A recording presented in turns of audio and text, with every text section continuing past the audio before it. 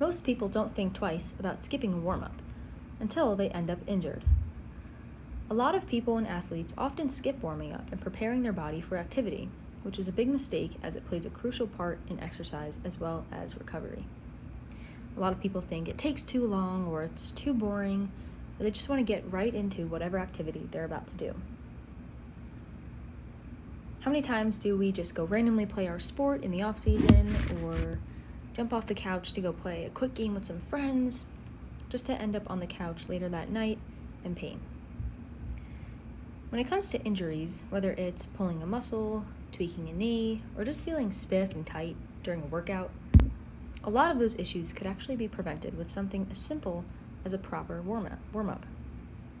From working in a physical therapy setting, I've seen this firsthand. A lot of athletes not wanting to warm up, they just go straight into activity without preparing their bodies.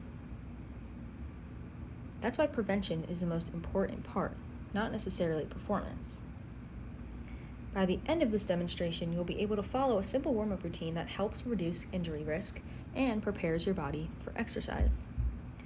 I'm going to walk you through 4 main steps, starting with foam rolling, then raising your heart rate, followed by dynamic stretching, and finally activating your muscles, including some light resistance.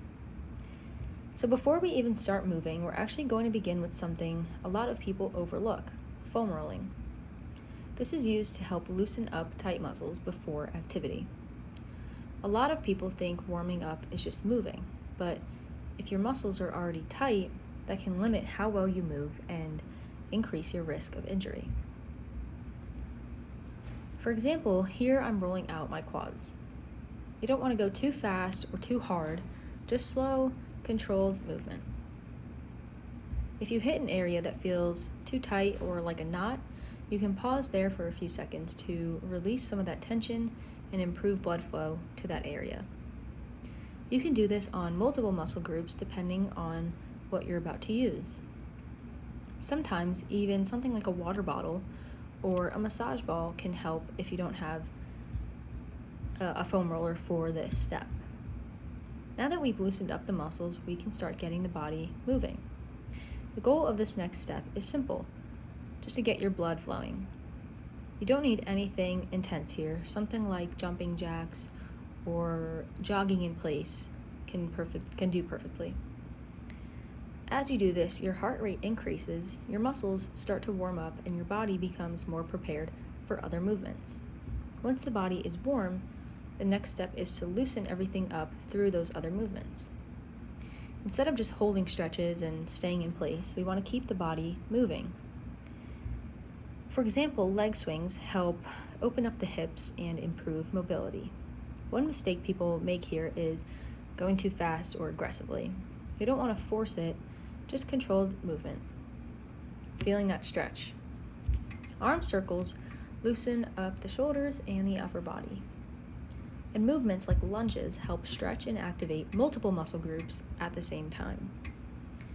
Dynamic stretching is especially important because it prepares your body for the actual movements you're about to do, rather than just stretching in place. Now that your muscles are loosened up, the final step is to actually activate them. So actually turning on the muscles you're about to use. Exercises like squats activate your legs and glutes. A common mistake here is rushing through it or not focusing on form, which is just as important, even though you're only warming up. Lunges, again, help with stretching, but they also help with balance and coordination while continuing to activate those same muscle groups. This is especially important because injuries don't just come from strength issues, they also come from poor control. You don't need to do a lot here, just enough to get those muscles firing and ready to work. Before starting your workout, there's one quick thing to check. At this point, your body should feel warm, loose, and ready to move. You shouldn't feel tight or stiff anymore, but you also shouldn't feel worn down, just enough to feel like you're ready to get going in whatever you're about to do. Now we can take this a step further by adding some light resistance. In a physical therapy setting, we often use tools like resistance bands to help activate muscles more effectively before movement. Here I'm doing band walks. which target the glutes and hips. This is especially important before workouts like squats, running, or anything involving the lower body. Using resistance like this can help improve stability and reduce the risk of injury. So to review, we started with foam rolling, then raised the heart rate, moved into dynamic stretching, followed by muscle activation.